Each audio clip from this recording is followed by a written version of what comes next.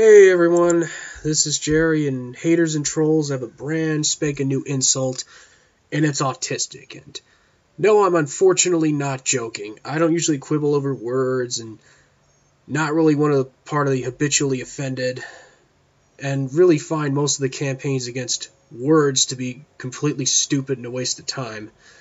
And I normally abide by a strict policy of don't feed the trolls, as they thrive on any attention they can get, but as someone who is on the autism spectrum, I know firsthand just how many misconceptions there are about it, and having such a complex issue be cheapened into an insult does a disservice to people on the autism spectrum and their families. I mean, one thing I've noticed is that this particular insult seems to be geared mostly toward bronies, who, for those of you who don't know, are teenage and adult fans of the current generation of My Little Pony, though I wouldn't be surprised if it's used against a few other people as well. And regardless of how you may feel about these particular fans, this is still pretty messed up. I mean, to be honest, part of the reason I haven't made this video sooner is because I am one of these quote-unquote bronies, and while I have made a couple of other videos about that, really isn't the main focus of the channel. And at first, it seems like another one of those fandom-only issues, but like the Derpy matter, which I addressed in the video Derpy Hooves is not offensive,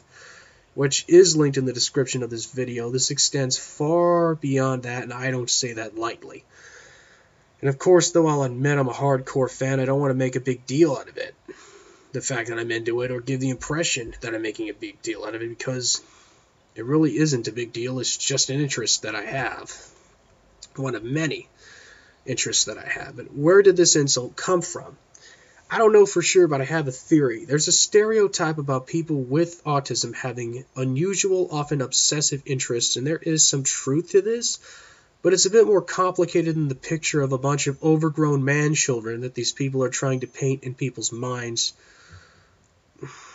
A lot of people on the autism spectrum have sensory issues such as sensitivities to sound, touch, taste, and other stimuli, so they often have these particular rituals that they use to compensate for this and act as sort of a comforting mechanism. This is the case with certain repetitive behaviors like flapping hands, rocking back and forth.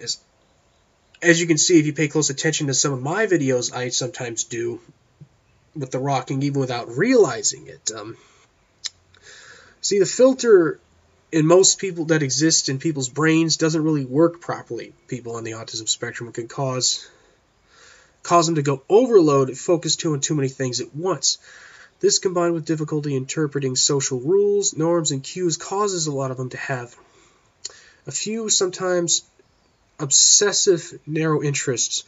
The intense focus can be channeled into some very positive things, but also has a very unhealthy side to him that's a challenge for many, many people on the autism spectrum to overcome.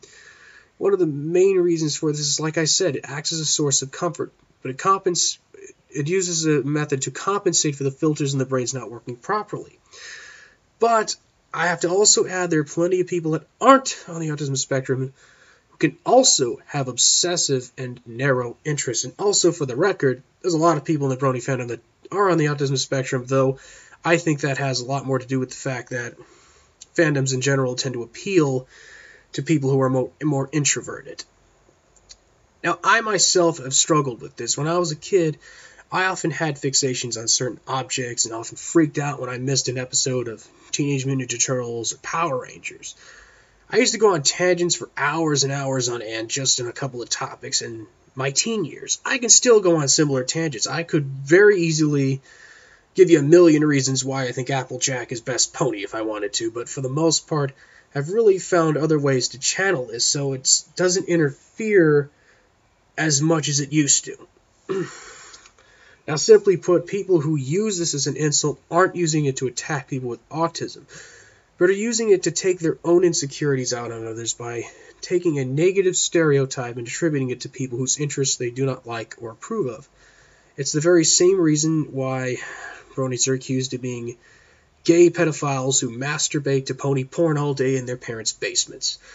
Society deems this particular interest to be suspect because it goes against arbitrary and outdated gender roles, which causes a lot of people to feel threatened. Ironically playing into another autism stereotype.